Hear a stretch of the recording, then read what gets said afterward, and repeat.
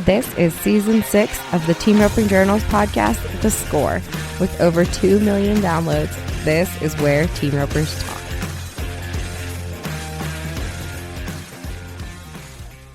This week's episode is brought to you by Gold Buckle Horse Sales. Gold Buckle Horse Sale has come up with a process to take the guesswork out of finding the right horse and allowing both buyer and seller to find the perfect match with confidence. Each horse consigned through Gold Buckle Sales is professionally photographed, videoed, and demoed by a Gold Buckle Pro. This episode is all about the Gold Buckle program, and we'll tell you more about it throughout the show. Hey everyone, this is Chelsea Schaefer. Welcome to another Horse Market Report of The Score. This is an episode with Gold Buckle Horse Sales team Matt Sherwood and Troy Goeckeritz, and we are going to talk through the horse buying and selling process, all the challenges that team ropers have faced over the years buying horses, finding horses, trying horses, and how Matt Sherwood and Troy, they are working with Gold Buckle Horse Sales to solve a lot of those problems that people face when they are out in the open market shopping, not sure who to trust, not able to fly across the country to try a horse. So this is what today's episode is all about, some of the solutions to the current dilemmas of buying and selling horses in the rope horse market.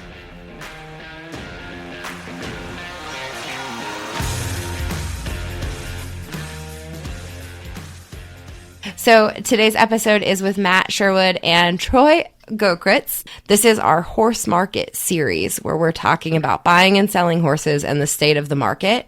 And that's the perfect time to bring in Matt and Troy because of their new endeavor, new-ish. When did Gold Buckle Sales start? It started about a year. Well, now we're almost coming up on 2 years. So it's been a little bit. Gotcha. And so I wanted to start talking about your new online sale platform, newish online sale platform, by having Matt talk about what the horse buying process looked like when he started in this team roping business 20 years ago, 30 years ago. We'll say 30 years ago. 25 or 30 years ago. Okay. Then horses were not near as expensive on the dollar wise. It still felt like a lot at the time. $5,000 to $10,000 horse when I was young was a great horse and was pretty expensive. And you were a lot more kind of buyer beware market. Is you would go try a horse and I like it. I don't remember back in the day taking horses to competition and riding them and keeping them for a week or two and having those luxuries. I'd go try it and either say thank you, that's not going to work, or here's a check, and I'm leaving with a horse, and the horse is mine, good, bad, or indifferent. And so it's got a lot different than that. I feel like today in the private sector, especially, you have opportunities to go and let me take this horse to a competition, let me ride him. And through that, like I've had a lot of people, usually older guys or less experienced guys, like, hey, will you please go? I'm looking at this horse. Will you please go with me to try it? And so like I go with them and like it's hard for, I want to say lower number, but like an inexperienced, less experienced rider to just hop on a horse that they don't know. They don't want to fall off. They don't want to go faster than they're comfortable doing, And so it's easy for them to have someone like, hey, get on this horse and run a couple on him. And I've even had people like, hey, what do you think? I love him. Okay, we're going to buy him. And then they take the horse home, and then they can rope a sled on him. They can rope slow steers, and they can take a long time before they feel like they have to go out in public on the horse, and they get really, really to know the horse and more comfortable on the horse. So I feel like that things have changed a lot from just, either buy them or don't and get out of here to now you have time to check and take the horse to competition and ride the horse and keep him for a little while or even have people go with you and help you in the process if you feel inexperienced in that field, where you can get someone that knows the market and the field better than you do to help you make good decisions. And how has team roping changed to necessitate that, I guess? What do you think has caused the need for the market to change and respond to it? Well, I think when I was young, I have 4 brothers. When I was young, we had 4 or 5 horses usually that we roped on, and we shared the best horse, and they would get 20 or 30 or 40 runs. We would go bring the cows. We had a couple of sections. We would bring the cows in. And, by the time we started roping, they were already tired, and they got ridden a lot. Where now I think horses mostly get ridden in the arena. Very few horses really get ridden outside the arena, ranched on, cowboyed on, and kind of eliminate all of the kinks, if you will, to where now I feel like horses are bred. They're bigger, stronger, faster, more athletic, and so there's an element of, hey, I need to make sure this horse is going to work for me at what I want. Even though I can watch the video, I've seen the horse go, and I know it's a great horse, but I don't want the gates to open the first time and this horse blow out the box and throw me off the back, and I can't, I can't ride him. So I think it's just, as horses are more athletic and bred better and used less, we all want our horses to look good. They're fat, they're pretty, they're full of energy, and so the right inexperienced rider, maybe the horse doesn't fit. I had a friend of mine buy 2 horses out of the Rancho Rio sale that were great horses, but he takes them home, puts them in a stall, feeds them unlimited, and both horses, he's called me within 3 or 4 months after the sale, and he's like, hey, I can't ride this horse. He's just too much for me. Mm-hmm. And I don't think it's so much what I think is too much for him, but he's just got the horse breathing fire, and he's not riding the horse very much, and so he gets in the box. The horse is just wanting to go full speed. Pretty soon the horse is bad in the box, and he can't score him, and it's just from too much feed and not enough riding and high, great breeding, but it's a bad combination of breeding more power, more energy, more speed, but then using them less and less and less, and then all of a sudden they get in the head box and they can't take the pressure, if you will. So that's why horses to me are worth a lot, because the ones that can, that's the value in them. Mm-hmm. But also then that's the process of, hey, this horse isn't for every level of rider. This is who I feel like this horse is going to be really good for. Yeah. And even you and I have talked about this, and on your previous episode of The Score, we talked about how you found Nicholas and then how you got Nikki as a result of, or, through that journey.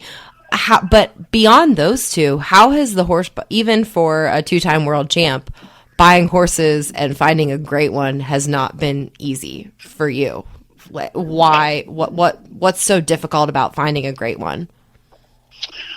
Well, I think that I've had a couple of pretty good horses, and so it makes it harder for me to. It's made it harder, I guess. Maybe everyone's different, but I kind of have a certain feel that I'm looking for, and horses like that are really rare. And so I've done a bad job of trying horses that maybe they didn't feel exactly like other ones I've had that I was successful on, but still had a lot of good qualities. And so use those good qualities to be successful instead of just pass on them because they didn't score exactly like my other horse and feel like I wanted them to. And even though they had a lot of things. And so, and part of it, like I started rodeo when I was older. I had a little bit of success, but I've always in my mind wondered, I'm this old. Can I justify a $50,000 horse when I don't know if at my age I can continue to be successful? And so what if I buy a horse for $50,000 or $60,000 or $70,000 and then I'm unsuccessful, and now I have a horse that I've invested my savings into that I'm not doing good on? And so kind of a fear has actually been what I feel like is one of the downfalls to I've had good years and bad years, and I feel like if I would have just trusted in myself and like, hey, I need another head horse. I know where this one is, even though he's really expensive, but it's going to be worth it. It doesn't matter what you spend on a horse if he makes a difference of you qualifying for me, the NFR. But for a lower number, guys, if this horse helps you win at the World Series finale where another horse would have cost you money, mm-hmm. maybe you win $40,000 or $50,000 where you would have spent $7,500 on 3 entry fees by not winning. So I think at every level, the value of a horse is there if you trust in yourself enough to know that you can go and compete at the level, whether you're the best 4 or the best number 9. That only difference is where you're competing at. If you're the best 4, you have a chance to win so much money every year. If you're the best 9, the same. If you have a horse that allows you to utilize your abilities. Everyone says it's all the horse, and it is a lot the horse. But if you're a great roper and combined with a great horse, then you become one of the greatest at your level, whether, like I said, whether it's a 4 or a 6 or a 9. But a great rope on a crappy horse or a great horse with a crappy rider at certain levels, it takes the combination of both to make a great header at that level, or heeler. Sure. And Troy, I was just going to add, Chelsea. Yeah.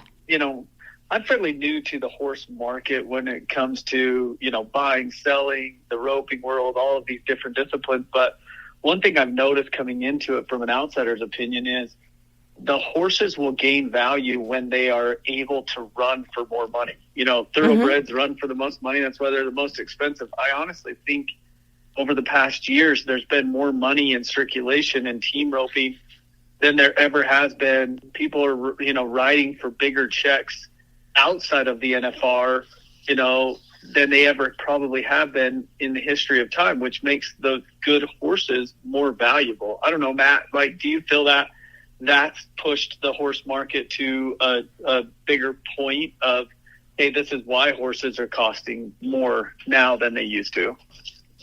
Absolutely, because just like I said, you have a chance to back in the box, and the World Series finale is the best example. But there's becoming more and more futurities and more big ropings. And I was at the title fights the other day. Every roping paid $15,000. And you won half of them. Good horse, it just makes your job. Doesn't mean you're always going to win, but a good horse with a good rider at that level, you always have a chance to win. You know, so it doesn't take very many times of backing in the box for $300 fees on a horse that's not very good, and you're like, wow, my horse cost me $1,800 this weekend.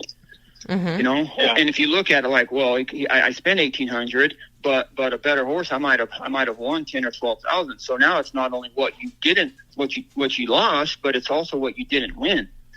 So if you buy a really good 8, 9, 10-year-old horse that you have ability to compete at a really high level for 6 or 7 or 8 years, that horse is going to pay for himself time and time again. Plus, there's an element of life, of just enjoying what you do. I've ridden horses that man, it literally, I was angry when I got done riding the horse. There's an element of life of just like, I enjoy competing at this level on this horse. Even though I didn't win, man, my horse, he's pretty. He worked great. I got a great throw at every steer. My partners messed up, or maybe I messed up on a couple, but it wasn't my horse's fault. It was just like, it was enjoyable to spend a weekend roping. And I think that's part of the value of a good horse. Like, I have people that just, everyone wants to win, so I'm not trying to infer that, but horse spins out of the box and runs backwards and ducks off right when you throw, cuts the corner, stops on his front end, and you drive your tip into the dirt. All those things, whether you won or lost, that just makes roping more miserable, less enjoyable than having just a good horse that's so easy to rope on. You go ask older guys like, hey, do you want to sell your head horse? Like, absolutely not. I trust this horse. I know this horse. He gives me a chance to win. I don't want to start on something else that I don't know and then I hope I can get with. Just won't sell him. Yeah. Yeah. Troy, now tell us how you came into this process. So all of this is going on in the market and you entered the scene. What did you see? What needs did you see? And explain how you came to this whole industry to begin with. Yeah. So I've been fascinated with horse sales since I was, younger. My dad actually showed Arabians when I was little, and he was really big into showing Arabians, but we never really bought and sold. And, we loved to go to the sales, but I don't think we were in any financial position to go buy these big high, dollar horses or whatnot. My dad just loved to be around it. So I remember going through, a lot of horse auctions back in the day, and I know that was the number one way to buy a horse was either just private treaty or an auction. And as I got older and I started buying some of my own horses, I did exactly what Matt said. I kept on going to somebody I trusted, to somebody with more experience. Hey, what do you think of this horse? Hey, what do you think of this? I'd send them videos like this, and sometimes even, pay him to come and try the horse with me. And what I found is if we could bring that same service and match it with what the world is changing to, which is this online, big internet driven business, which the internet connects somebody from the East Coast to the West Coast. And now somebody who's selling a horse on the West Coast actually can sell it to somebody on the East Coast because of, cell phones and pictures and videos and just all the technology that's come about. How do we create a safe environment for that?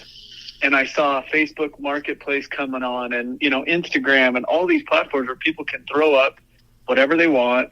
It's free of charge. They can take 1 million videos to make it just right. And I ended up, figuring out like, hey, we need to have some sort of checkpoint system to be able to kind of double check these horses. And I saw that the industry was going to blow up with the Riata buckle now coming on, the fraternities coming on, the Crown Ribbon or the Crown Royal, like these huge fraternities are now driving the roping industry. And when me and Matt talked about it originally, that was what I really wanted. Was I understood, hey, the live sales are great. They're going to be there. They're obviously offering online bidding. So there's people that want to buy online. Why don't we just step up a little bit more and make our process a little bit safer for the bidder? When the bidders feel safe, they're going to bid more. And when the sellers get more for their horses, they're going to sell them. And the best consigners are going to come back. And so that's kind of how it evolved to start. Was me and Matt, Cody Bradford, another partner in the business, kind of put our heads together and said, okay, how do we create an environment where somebody could buy online, not seeing the horse, but really have an opportunity to know exactly what that horse is before they buy it? And that's when we came up with the Gold Buckle Pro demo and our entire online buying process. Yeah. So walk me through the process as a buyer. What does the process look like? Yeah. So as a buyer, it's really nice because we have, monthly catalogs. We don't usually take a ton of horses. We're not out there to sell 50 or 100 at a time. What happens with a seller when they want to come to sell their horse through our sale? Our certified, what we call certified process, is basically, number one, being approved into the sale. So we have a panel of Gold Buckle pros that we contract with across the entire nation. We have people all over that know, a lot of the horses that come through our sale. And most of the time, they know that horse because they competed at a jackpot against it or whatnot. So once we get a consignor, we actually can reach out to a Gold Buckle pro that works with Gold Buckle directly, ask them about the consignor and about the horse. Once the horse is approved into the sale and we feel good about taking that horse on, that horse goes through a demo process for an entire hour. So the consignor is allowed to take their own video, pictures, whatever, but we set up a time for an hour where that horse has to be taken to one of our unbiased third-party contracted pros, and that pro goes through a checklist of each horse where they start on the ground, they talk about the gentleness of the horse, they walk around it, they pick up all 4 feet, they point out any blemishes, scars, scrapes, bumps, bruises that maybe a picture could hide. And we want to make sure that we're walking around the horse and just pointing out anything that we see that would potentially, be something that a buyer would want to know. At that point, we put the bridle on, we saddle the horse, and the pro will then watch the owner of the horse demo the horse a little bit, ride it around, warm it up, just kind of to get a feel for how that horse reacts with its own, its own rider, its own owner. Then the pro will hop on that horse and he will then do the same thing. He'll warm him up, spin him, back him up, get a good feel of how that horse is. If it's a prospect, you're going to get a good feel of how he moves, and get a good feel if that horse feels sound. And then if it's a finished head horse or heel horse, they'll have steers. They'll run 5 or 6 steers, and hop off that horse and then talk about it. So all in all, they'll spend a good hour with that horse, just getting to know the horse as if they were buying it for themselves. And then they report that back on a video. We edit that video to, shrink an hour-long process down to 10 or 12 minutes and get all the important information out to the bidder. So as a bidder, when I go on to Gold Buckle, I look at a horse, I can watch that video and even reach out to that pro and say, hey, this is the type of rider I am. Do you feel like that horse would fit somebody like me? And we've just had such good success on, number one, finding great horses, working with great consigners, and then fitting, the right rider with the right horse. Mm-hmm. And you'll hear a lot of our videos. A lot of our pros they're not putting a value on the horse. They're just giving their honest opinion and saying, hey, I'm paid by Gold Buckle to ride this horse and give you kind of some of the great things it does and some of the things that maybe it can work on, and what type of rider I see this horse being really good for. So who are some of the pros that people can find in these videos? Well, Matt is our senior VP of all of our pros. So all the pros that we bring on or that we contract with go through Matt directly. A lot of them are really close friends of his. We've got quite a few. Andy Holcomb out on the West Coast is one of our pros. We also have a few female cowgirls. Kylie McLean down in Arizona is one of our pros. We like to get a good mix. Matt, maybe you can answer who are some of the pros that you feel like are, noteworthy that we've worked with before. Well, like Ryan Moses has done a demo. Andy has done a lot of demos. I want to say I do most of them. Chad Smith has done some. Matt Lisson has done some. Thad Ward has done some. Corey Clark. And do you have barrel racer demos too, or barrel racing demos? Yep. Yep. So Jimmy, Jimmy Smith is kind of our barrel racing pro that lines up all the pros for our barrel racing side. And that's honestly, when we got into this, we wanted to be in the performance horse world. We ended up doing a really cool partnership with the Pink and the Ruby and the Riata Buckle. Obviously, for the roping side of things, the Riata Buckle has come out really strong, and we wanted to be a partner with these amazing incentives that people can now buy horses specifically to take to an event. Mm-hmm. And so what we did with the Riata Buckle is said, hey, any horse that is bought through Gold Buckle comes through our process, number one, which is safe for an online bidder. Well, they can take that horse then to the Riata Buckle starting this year in 2023, and they can win and be a part of our side pot, which is online. So, the Pink Buckle, the Ruby Buckle have a sale incentive for their live on-site sale.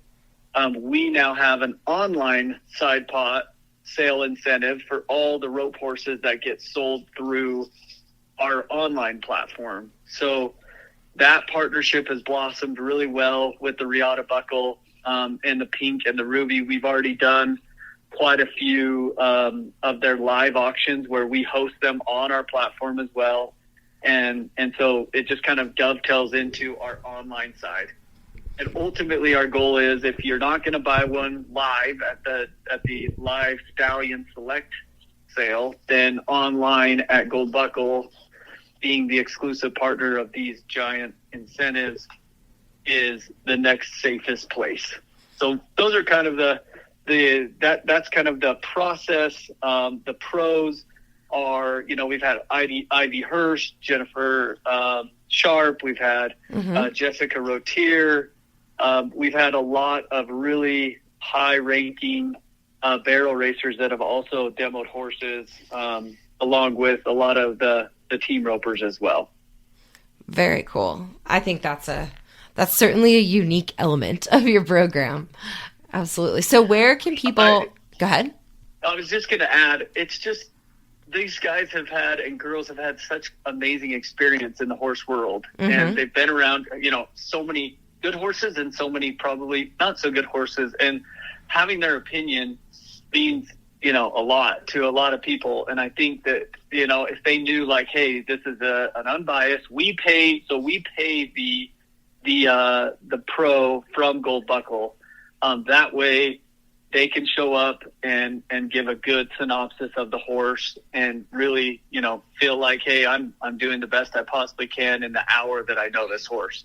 Yeah. And we're not saying that we're going to solve all the problems, but we will solve a lot of the problems that, everybody, it seems like, who's bought a horse has a horror story. Oh, I bought this and this happened, or I did this. And I think the saying is if you're going to buy a horse from your mother-in-law, make sure you get it vet checked. I think that's the horse. That's the consensus. So we want to make sure that we bring ultimate buyer confidence, which will bring great consigners, because if we have great buyers, we'll have great consigners. So that's kind of the process. And then we've actually even elevated it another level, which is our event sales. And I don't know if you've kind of heard about those, Chelsea, but our event sales are where you, as a participant in the event, if you're going to the BFI, is the next one. Yep. You can actually enter your horse on our app free of charge. We will market your horse the entire week of the BFI. We'll put on the live stream. We'll capture the runs. We'll put those on there. And so many times, I've heard of people wanting to go to events, chasing people out of the arena. Hey, is your horse for sale? Is it not for sale? Well, Gold Buckle is the place that now people can list their horses when they get to the event. They'll already have them listed. We try to match the team number with the lot number. So if it's team number 205, it's lot 205. You can now match that and watch that video and know that horse is actually for sale and be bidding on it. Because another thing that I've heard in the industry is when a certain person walks up to somebody, if they have a big name and say, hey, is your horse for sale? It usually goes up in price. Well, our platform's nice because you can now bid safely with a paddle number. And so people can just be placing bids throughout the event. We've done it at the Pink Buckle last year and the Ruby Buckle last year. And we've been able to sell people's horses right during the event, where people can watch them live, get all the pertinent information, contact the seller, and then bid and buy that horse right out of the event. Very cool. So what are some of the key dates that people need to pay attention to if they're interested in Gold Buckle horse sales? We have a monthly rope horse sale starting this month. We will be at the BFI for our event sale, so that's March 31st. I think March 31st, it's the first time ever that the Calcutta will have online bidding, and that will be hosted on Gold Buckle as well. So cool. The Calcutta at the BFI is going to be live streamed on our app, and you'll be able to bid on the team live as well online. Very cool. So those are two really, really cool dates. The Ruby Buckle is coming up in April. We'll have a barrel racing catalog also in April. We've got basically rope horse catalogs coming every month throughout the summer. Me and Matt have also talked about doing an on-site demo where you'll see that coming up in your area. We'll have 20 horses or so that will be spread out throughout the country in certain areas, and we'll show up, we'll demo all those horses, and one day we'll live stream that, or we'll stream that video so that everybody can see, pros on those horses. And the biggest thing I've noticed in the online world is just the confidence to know that what the seller is saying is true. And so for a seller to have somebody like Matt Sherwood show up, ride their horse and say, man, this horse just works so good. It was awesome in the box, scored a bunch of steers. I ran a bunch of steers. He was quiet. That gives bidders so much confidence to go buy that horse without maybe going and trying it themselves. And so that is ultimately what we do at Gold Buckle. Very Chelsea, cool. several times we went to do the demo and got so far into the demo process and had to tell the consignor, hey, we can't sell this horse. Bad in the box, reared out of the box, spun around in the box. And one time we were talking to a guy very, very beginning of this, and he told us, I can make any rope horse look good on video, and I feel like that's exactly what we're trying to avoid, because you can score 4 or 5 and then turn the camera on, score 1. Wow, that horse scores amazing. Or steer stop 4 or 5 and then run up there and stick it on 1 and your horse gets on his butt. And, well, that horse has no duck at all. There's so many things that you can do with the camera off that then when you turn the camera on, your horse looks good. And so it isn't just like, well, we just go ride these horses and put them in there. And I understand that, you run 5 or 6 or 7 steers on a horse and you obviously don't know everything about the horse. It takes a long time. And I try to say that on almost every demo that I do. But it does allow you the opportunity to get in there, back in the box, rope a steer, come right back up, back in the box, rope a steer, and have an idea of this horse isn't going to take the heat. By the 3rd or 4th steer, he's prancing out of the box, turning sideways, kicking his butt out. And so we're either able to say, hey, this horse is really young, not a finished horse. This is what he does. And so not saying that every horse has to be perfect to put in our sale, but it allows us to tell potential buyers about every horse the best that we can, and myself or any of the other pros. And that's one of the things that the pros are a little bit hesitant about, is like, well, I only run 7 or 8 steers on the horse. I don't really want to put my name on him and say, oh, this is what that horse is, and so hopefully buyers know that we don't know everything about the horse, but we are trying to eliminate anything that if you tell me I got to finish that horse, he's ready to go, and on the 3rd steer he spins around and I can't get him in the box, then we're going to say, hey, no, thank you. We're not putting this horse in the sale. Because even if we disclose that, someone takes the horse home and that happens, and then it's it's disappointing that they bought a horse. If the horse is 3 or 4 years old and he's a little bit nervous in the box and green, then that's a whole different thing. Then we just disclose, hey, this horse is 4 years old, just getting started, a little bit nervous, needs to go to a young guy that has the time, energy, can finish the horse out. But anything that comes to us as a finished horse, if they have problems, we just turn them away. And so it helps prevent us putting horses for sale that could possibly have been, made the horse look good on video, but maybe the horse does have problems that would be disappointing when someone buys the horse and gets it home. Yeah, that makes sense. That's certainly a nice protection to have in there. Absolutely. And that you don't get everywhere. Well, guys, thank you so much. Matt, I will let you get back to your day of cowboying. I'm so grateful you guys were able to make the time for me today. This is Southern Arizona. Yes. Is it hot yet? Is it just sweltering? 75 degrees today. Ah, how nice. It's coming. It's coming. Yeah, absolutely. Well, thank you guys so much for joining me. I appreciate it. Thanks, Chelsea. Thank you, Chelsea. We appreciate it. All righty. We'll talk to you guys later. Bye-bye. Thanks.